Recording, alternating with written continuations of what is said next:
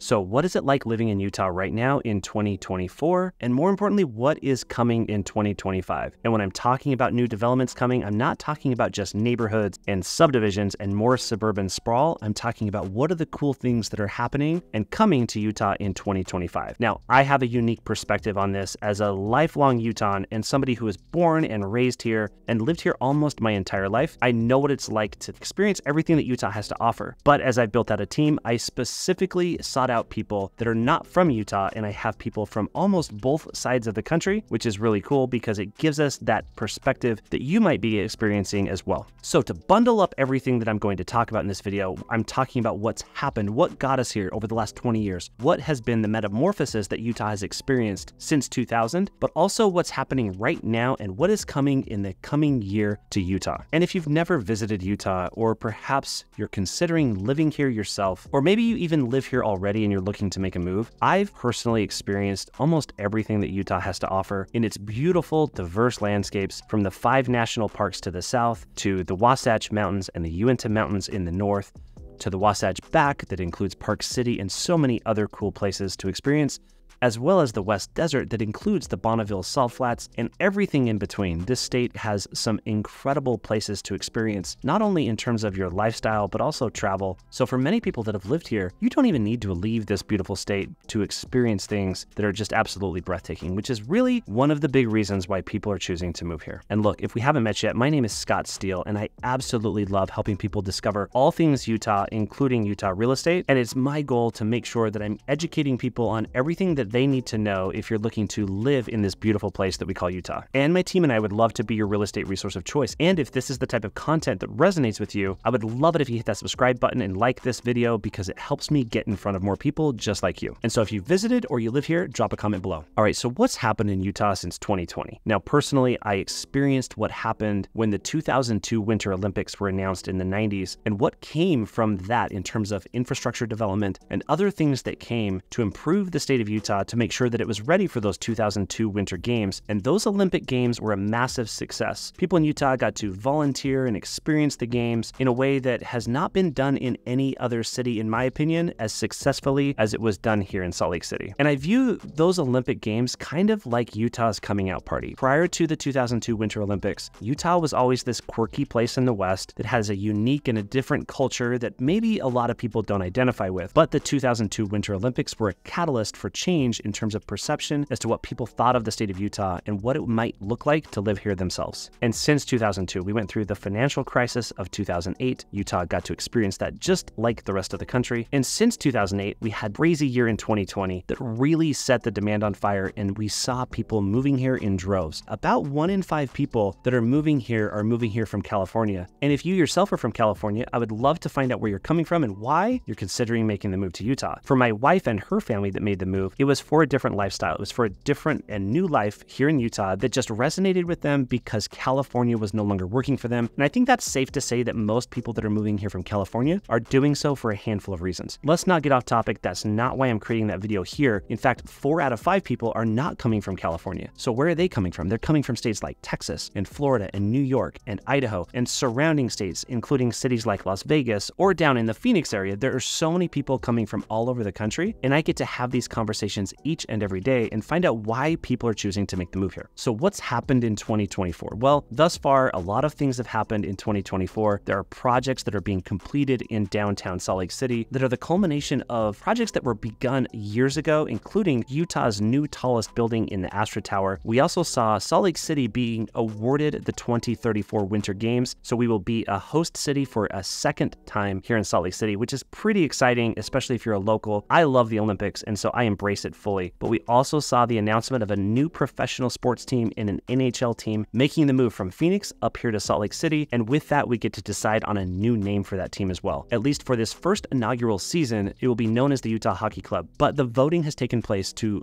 pick the actual mascot and the team name moving forward, and hopefully that is announced sometime during this upcoming NHL season. For me personally, I'm hoping that they go with the name the Yeti, so we'll see how this plays out. And while we're on the topic of the hockey team, a recent purchase was made that's a a really big purchase. The team actually purchased the entire Southtown Mall down in Sandy, right off of I-15. This is going to be the site for the new practice facilities, as well as the headquarters for the hockey team. And being so conveniently located right next to I-15, it will be a very quick drive in and out of the city for the hockey team and all of the personnel that come with it. So I want to touch on not just northern Utah, but I want to talk a lot about what's happening in southern Utah, in Washington County, in the St. George metropolitan area as well. I'll save that part of the video for last. I've had so much feedback from viewers asking me to share more information about what's happening in southern Utah. So this video does have a lot of that's coming. But first, I want to talk about what's happening in northern Utah this coming year in 2025. And I'm going to highlight 3 projects that are taking place that are just absolutely massive. So the first of those projects is the inland port. So what is Utah's inland port? It's the 16,000 acres that are being developed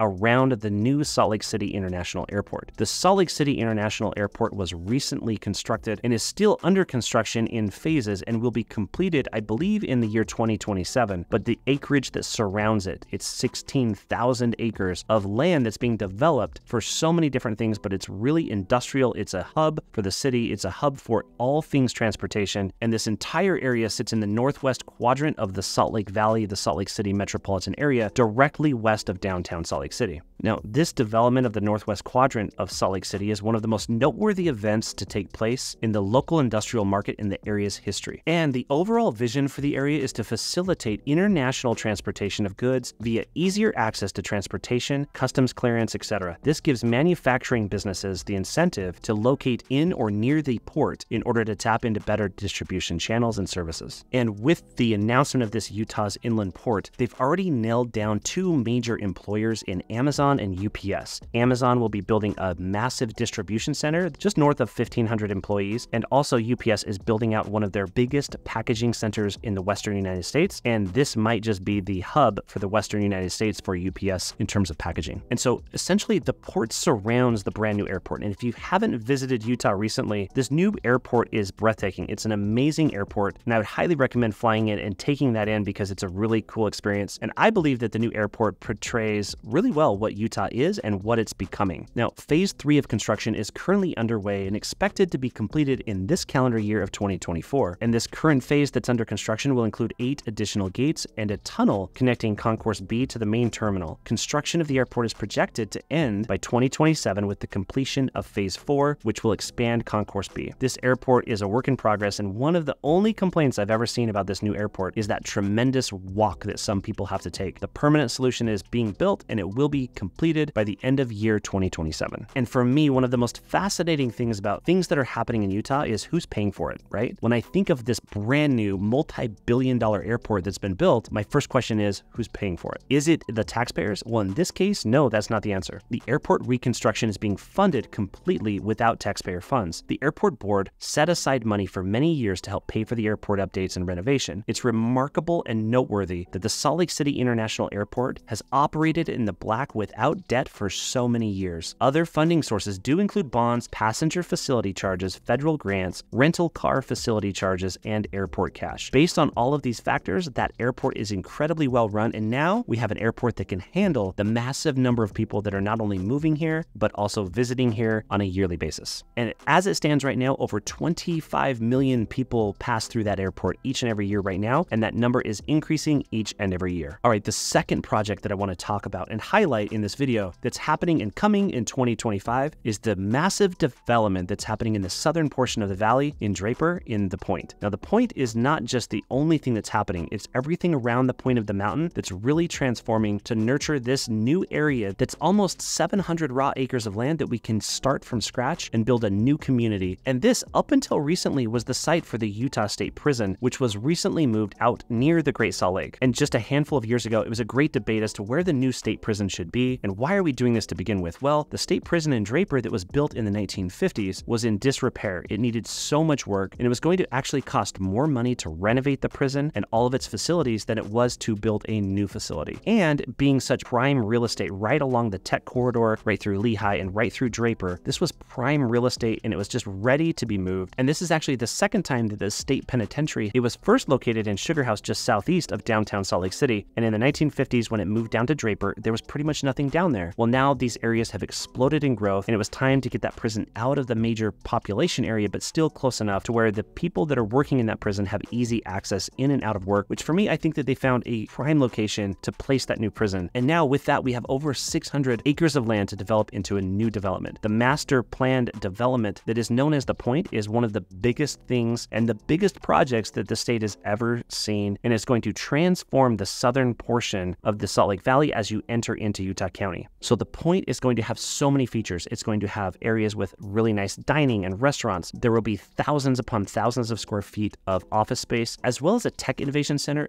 and a concert venue. So the parks and everything that's going to be offered in this community might not lure you in as a resident, but they certainly will for the attractions and the dining and everything that happens. I'm sure it's going to be a hopping place once it's built out. And one of my favorite features of this new development in The Point is they're connecting it to really two different systems of trails that you can really easily access, and it makes it completely walkable. It will connect to the west to the Jordan River Parkway, which is a parkway that runs the entire length of the Jordan River through Salt Lake County and down into the northern portion of Utah County. So that's really cool. But also to the east, it will connect to Corner Canyon and the trail system and the mountain biking trails that are so prevalent throughout the Corner Canyon area. And so right there, you'll be able to connect to the outdoors and be part of nature right there in the heart of the city. And I think it's so cool what they've planned and envisioned for this southern part of the Salt Lake Valley and right through this corridor. I think it's a perfect spot to make this happen, and it's going to transform the southern area of the valley. All right, my third project I want to talk about is actually in Utah County. Now, Utah County is the fastest growing county in terms of population growth in the entire state of Utah, and that's primarily happening in the northern end of Utah County. But as the county continues to grow, it's not only happening up north, it's happening in the central part in Vineyard, as well as the southern portions of Utah County. And Vineyard is what I want to talk about right now, with a new development coming known as Utah City. Now, Utah City is a commitment to push Utah forward, offering a world-class experience built sustainably and with a comprehensive quality of life in mind. And I think my favorite parts about Utah City are the proximity to all the things that you need to experience, whether that be Sundance Ski Resort or the Cottonwood Canyons for those ski resorts, as well as proximity to downtown Salt Lake City, as well as Provo. And it's pretty cool that the trail systems, the lake, the mountains, the Wasatch Mountains, everything's really close right there to Vineyard, that it's going to be a really cool place to experience. Now, Utah City might feel quite similar to that development that's happening up in The Point, and it's going to be large in scale as well. It's going to have some high-rise buildings as well as a walkable community where all of the resources and the amenities that you might want to discover if you're living in this area are going to be within walkable distance. All right, so those are the three things I really wanted to touch on in northern Utah, but let's go down to southern Utah because I've had so many people reaching out to me to let me know that they want to see more content about what's happening in southern Utah as well. And one of the things that's happening in 2025 in southern Utah, which for me personally is one of the coolest things that's happening in 2025 in southern Utah, is the return of the PGA Tour at Black Desert Resort. Southern Utah, especially the St. George area, is riddled with beautiful, amazing golf courses, and this is the pinnacle of golf when you're thinking about everywhere you can go golfing in the state of Utah. St. George is the place to go, not only because it has amazing and beautiful golf courses that are meticulously maintained, but it also has that climate that is super desirable. So instead of golfing in Scottsdale down in the Phoenix area, St. George might be a better fit for you as well, or